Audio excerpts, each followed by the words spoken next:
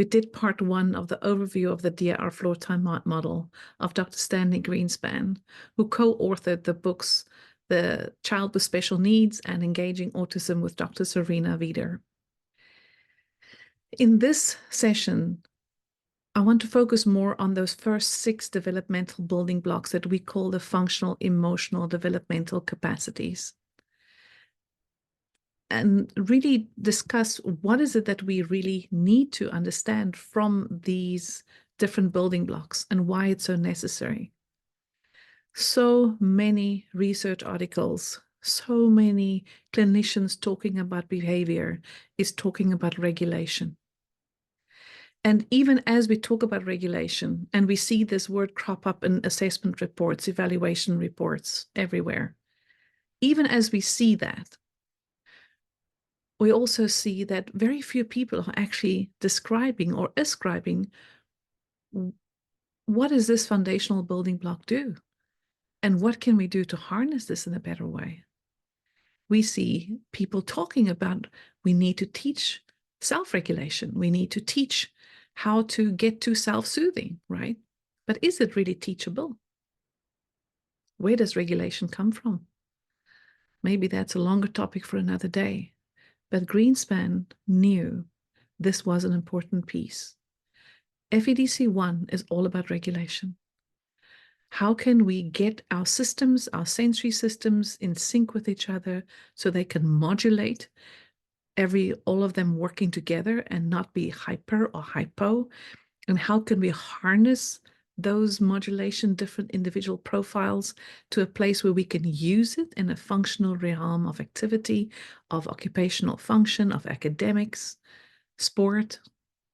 Regulation is at the core of everything. It's what the baby needs to do in the first part of their lives after they are born. It's what they get set up to do while they're still in utero. Regulation is also about connection.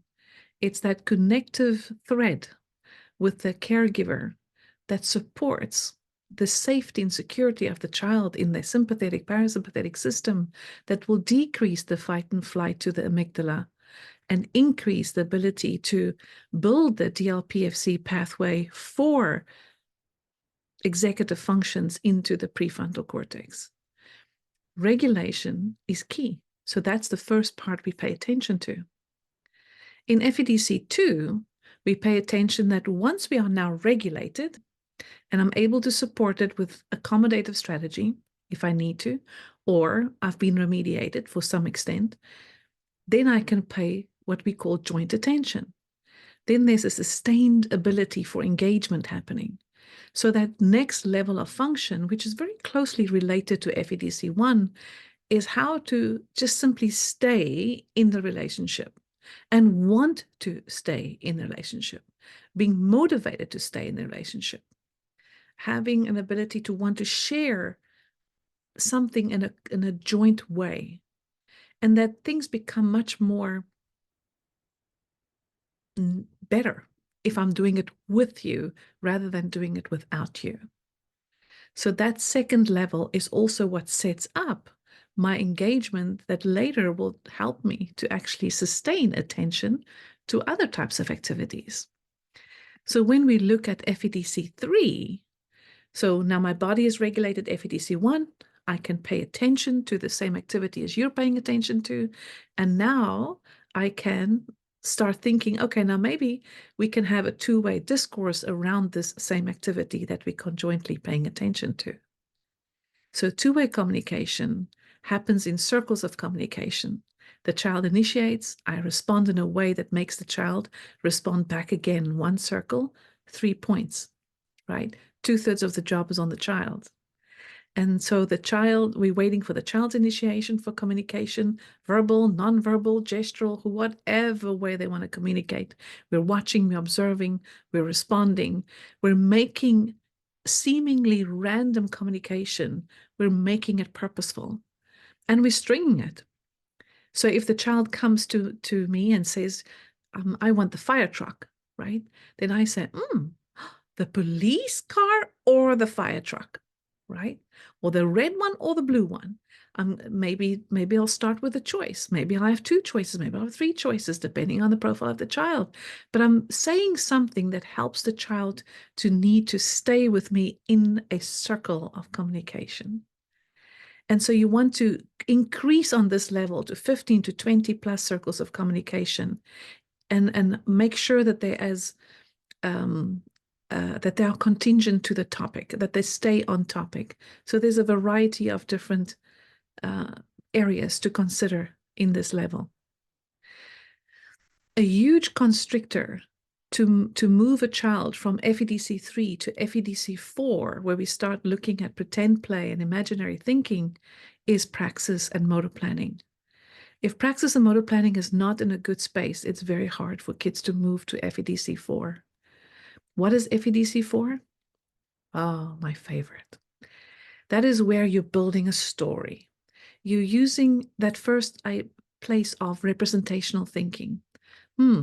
This may be a pen, but I'm going to use it like an airplane, and I'm going to throw it across the room, and I like it like an airplane, right? So this represents something else that's coming from my visualization, from my mind. I've seen an airplane. I don't have a real one, but I can pretend this is one, representing. Right? So you're starting to bring that visualization coming to life. You're using a lot more ideas. You're doing stories with a beginning and a middle and an end. You're focusing on the structure of play. Oh, you're going to put me in jail? Okay, I'll go to jail, but where is the jail? We're going to have to build the jail. We're going to have to, where's the bars? There's no key. I can get out, right? Every kid wants to put me in jail because I'm a little pest, right? So I can't tell you how many times I've been in jail. I always joke, I must be the biggest criminal in the world because I've been in jail so many times. But the idea is, if I lock her up, then maybe she'll stop being such a pest that I can get done what I want to get done, right? But of course, that's what we have to do as therapists. We have to be little pests from time to time in a warm, embracing way. And at this level, they can really handle it. And they're trying to figure out strategy, problem solve. I become a problem for them to solve. But then I give them more problems to solve. I focus on visual spatial skills. I focus on how are we going to put this together? Oh, there's the cave for the bear. So where's the lake going to be for Pocahontas to swim through as she escapes from the miners who wants to fell the trees in the forest, right? So you're working with the stories that comes alive to them, the ones that they're watching, and they want to play it first in the sequence of the actual movie or the story being read to them, and then I start adding other pieces to it that doesn't belong, and they're like, okay, but then they start to adhere, and then before long they start building their own little stories. Great. Very important level for academics. This level is instrumental for things like reading comprehension, written expression, creative ideation, being able to actively, creatively problem solve. It's a huge developmental building block for that. Not even talking about social skill. This is about theory of mind. It's about perspective taking. I take in the role of the pirate. I take in the role of a teacher. I take in the role of a mommy and a daddy. And that role helps me to start understanding that there's a different perspective. Great work. And then you get FEDC 5. FEDC 5 is much more about symbolic thinking, more about deepening the plot. So in FEDC 4, we can start to label the emotions, right? But in 5, we're starting to experience them. So they may get a little mad. They may get a little sad. They may be feeling emotions in the safety and the confinement of our relationship that they can explore and see the different shades of that emotion, and not fear that emotion as they go through different functions of their lives. So if they put me in jail in FEDC 5, then usually I would say, oh, but I don't want to go to jail. I'm going to be all alone in jail, and I'm going to be so sad. I'm going to be so scared, right? And so I'm instead of now focusing on the structure like I would do in FEDC 4, now I'm going to focus on what's it gonna take? You know, I'm gonna be my emotion. I'm gonna give them emotion to handle, so that they would have to be confronting that from somebody that they trust. And then they have to figure out, what are they going to do about it? How do they feel about the emotion that I am expressing? There are many emotional themes that they go through. Themes like jealousy, empathy, love, pleasure, curiosity. There are multiple themes. Power, oh, that's a big one. Nurturing, that's a big one.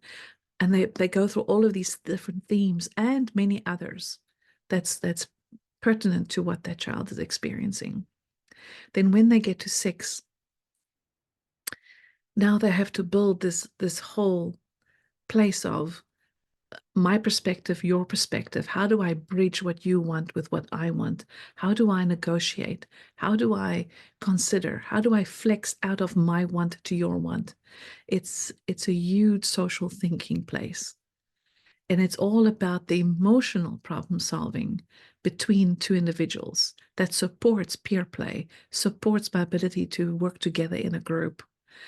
Um, when families come to me for social skills, I usually say to them, if your child has not really conquered FEDC 3 yet, I'm not going to put them with another peer.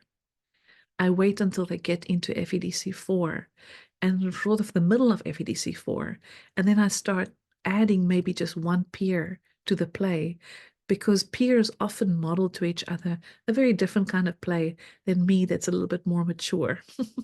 So, so then that peer modeling also trains me and helps me to know what that age group is really on about at this time. What kind of shows do they watch? What kind of technology are they following? Things are changing all the time. And it's a training ground for me as well. And usually after they're able to handle one peer dyad, I usually don't even need a social skills group, because the social skills flows from the emotional development. So those are the first 6 levels that kids usually attain around about the age of 4 and 5, if they are typically developing, mostly 4, but of course there's different ranges. And many of our 7, 8, 9-year-olds, you know that they are stuck on some of those levels.